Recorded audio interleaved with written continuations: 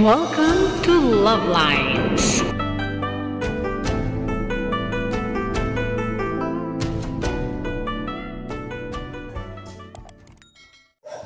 Good morning Philippines, hello world, araw na linggo. Kaya tara, simba tayo. Nauna na sa akin sa Love Lines Junior, hinahabol ko. Anyway, it's a sunny Sunday morning. Second Sunday of Lent. Uy, may tumutugtog, patayin ko muna. Ayan. Nagbabacklight na. Mainit. Mainit na, summer season. Summer na dito sa Pinas. Second Sunday of Lent. Uy, hindi ko nakuha na ng video yung lumilipad na ano ba yun, paro-paro. Ayan, ang mangga. May mga bunga na yung Indian mango.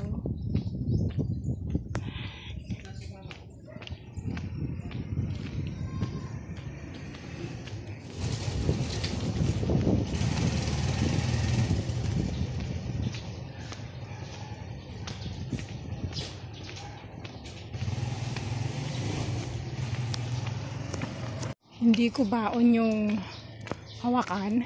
Kaya, wow! Look! Miracle fruit.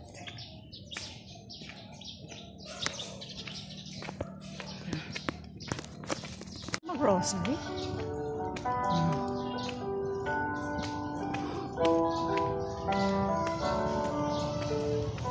Nakalagay na yung ano to, harang mas going home.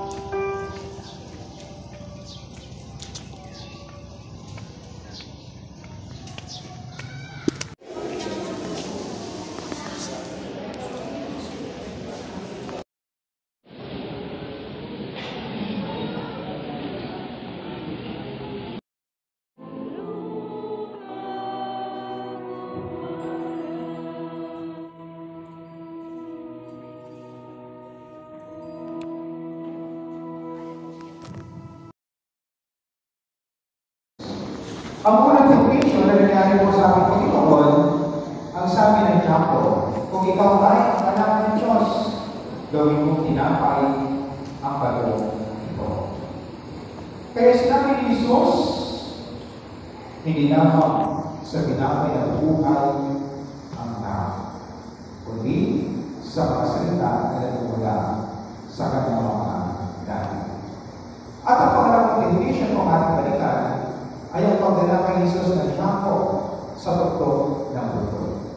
Pinakamataas, ipinakita ni Diablo sa ating Panginoon ang tinatawag nating kaharian sa mundo o ang ganda ng mundo. At ang sabi niya, ibibigay ko sa inyong lahat ang iyong nakikita, pati na ang kaharian sa mundo ito. Go, ako ay iyong sasampahin. Ganon ang sinabi ni Diablo sa ating Panginoon. Ang sabi ng ating Panginoon, huwag mong subukin ang Panginoon, kahit siya lamang ang iyong sasama. Kaya, hindi nagtagumpay ang Diablo. Ang pangatlong temptation ni Jesus ay ang pagdala sa kanya sa Jerusalem, sa napakataas na parte ng Jerusalem. At ang sabi, kung ikaw ay ang anak ng Diyos, tumalon ka, dahil anak ko na ikaw ay sasaluhin ng iyong mga akin. Kaya dito, ang sabi naman ng aming Panginoon, huwag mong subukin ang Panginoon mong Diyos. At umisa ng Diablo, umalat naman ng ibang pagkakataon. Pinagtagumpay po ang ating Panginoon Jesucristo sa temptation ng iyon, sa pagtagumpay ng ating Panginoon, ngayong linggo, umakyat siya sa bundok ng Tabor. Ang bundok ng Tabor, ito po ay ang pinakamataas, isa sa pinakamataas na lugar o bahagi sa Israel. Na maraming puno, maraming kahoy, at ito po ay napakahirap na kainin sa karahanan po ng ating Panginoon. At doon, maraming sila po ay mapahinga sa mahabang panahon na kanilang paglalakad. Kaya sa lugar na iyon, doon po nasaksihan ng mga alagad ang pagpalit ng anyo ng ating Panginoon Nagsisigaw sila sa kabutihan. Hindi nila matingnan ng maigi. Hindi nila matingnan si Jesus. Pero dito, nakikita na lang nila si Moses at si Elijah na nagpag-usap sa ating Panginoong Kristo. At ngayon din ang mga mukha nila. Kaya sa theology po, ang tawag po dito ay dialectic vision na kung saan ang kanilang mga mukha o kanilang mga katawan ay talagang nakasisilaw. At ito po ay napapakita ng tunay na anyo ng ating Panginoong Kristo. Tunay na pagkatao ng ating Panginoong Isus. Kaya kung ating pabalikan, may dalawang bagay po na pinapakita sa atin ang ating Panginoong Kristo sa kanyang pagpalit ng anyo. Unang-una, ang tinatawag natin masasabi natin na pagpapalupay ng batas o ang batas ng Israel. The perfection of the law. At ang pangalawa, the perfection of the God. Ang dalawang tao ito, si Moses po ay nagsisimbolo ng batas ng mga Israelita na kanilang sinusunod. Ang batas sa kanila ay napakasagrado. Ang batas sa kanila, ito po ang kanilang sinusunod. Pag mayroon pong hindi sumusunod sa batas ito po ay kanilang pinapapatay. Dahil inalapaslakan, dahil hindi nila sinusunod ang batas na ipinagkaloob ng Diyos sa kanila. Kaya ganun po ang buhay ng mga Hudyo, buhay ng mga kalahi ni Kristo. Kaya dito, bakit kung binigyan mo natin, si Moses po ay binigyan ng batas ng Diyos para yun ang sundin ng mga Israelita para sila ay magiging maayos at mabuti sa pagpagitan at pagsunod sa batas ng Diyos. Kaya kung titignan naman natin si Elias, siya po yung tinatawag natin representative ng mga propeta. At ano naman ang relasyon po ng mga propeta sa ating Panginoong Isus?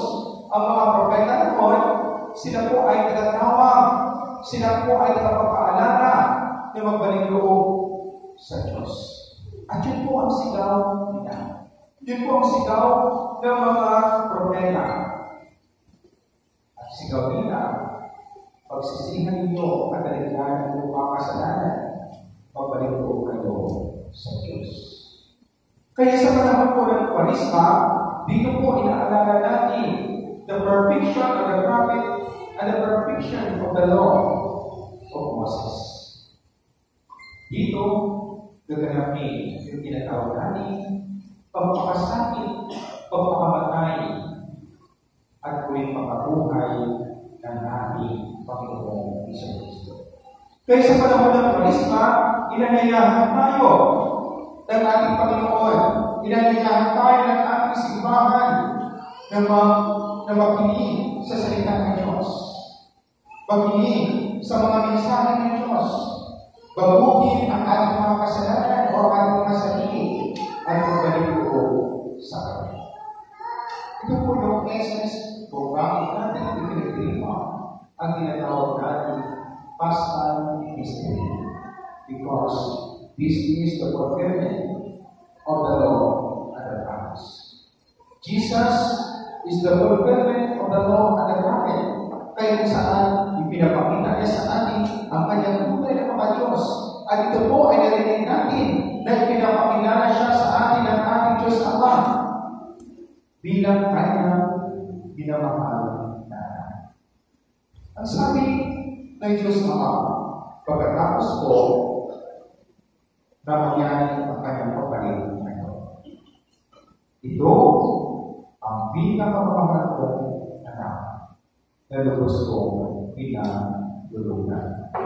Pakinggan ninyo siya. Bilang ating Panginoong Kristo ang siyang pinatulan.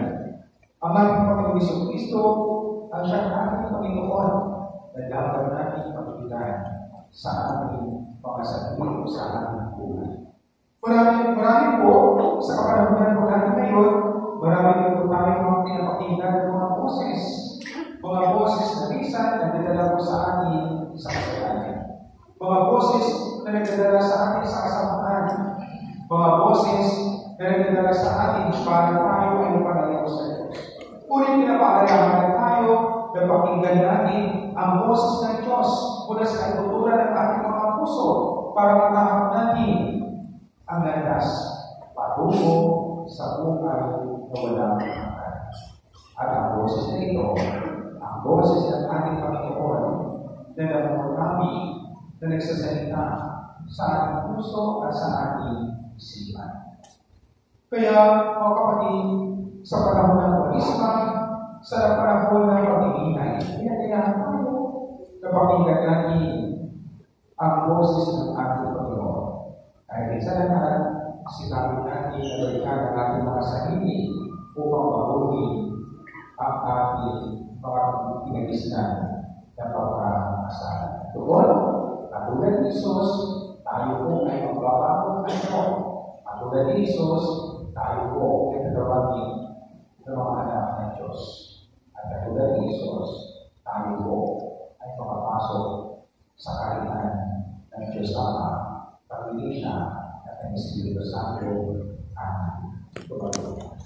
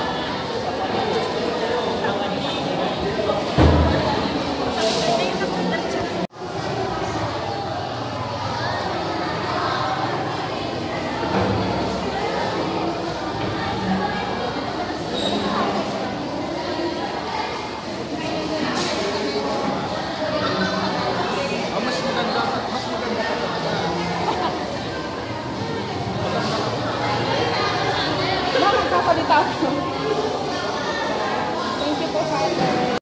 Nak, naalala ko nung baby ka pa, o ganyan ka na. Ganun ka din kaliit na wala pa po. Hindi pa yan, ang ganda ng ano ngayon ha.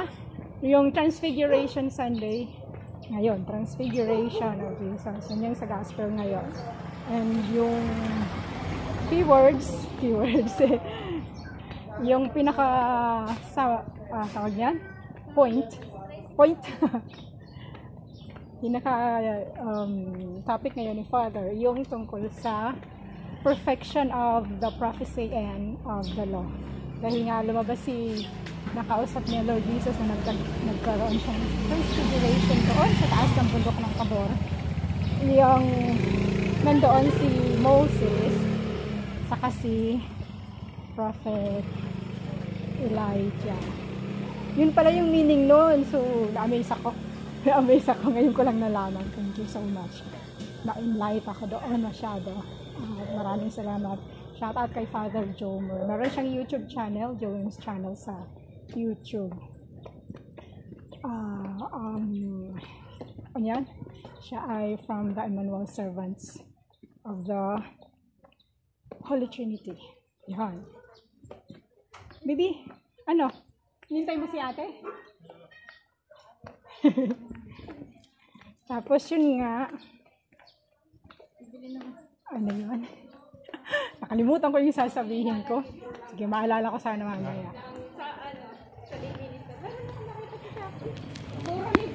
Okay, naalala ko yung sasabihin ko. Yung, di ba sa Transfiguration nangyari, nireview ni Father, na si Lord Jesus na-tempt siya, pinempt siya, hindi yung tinukso, pero napagtagumpayan niya yun. So, doon sa Transfiguration, napakita rin na yun, mangyayari din yun sa atin pag napagtagumpayan natin yung mga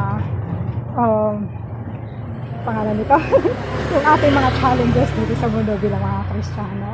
So, magiging anak din tayo ng Diyos at magiging